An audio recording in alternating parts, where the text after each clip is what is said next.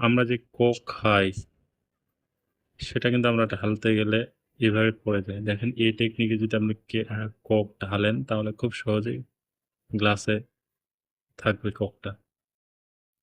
দেখেন কিছু টায়ার, পরিত্যক্ত কিছু টায়ার, এগুলোর ভিতরে সিমেন্ট দিয়ে পিলার বসিয়ে দিচ্ছে। এরপরে একটা মাচাং তৈরি করতেছে, দেখেন কি অসাধারণভাবে।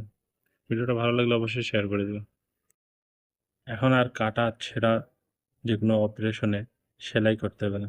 দেখেন এটা কি একটা টেপ নিয়ে আসছে।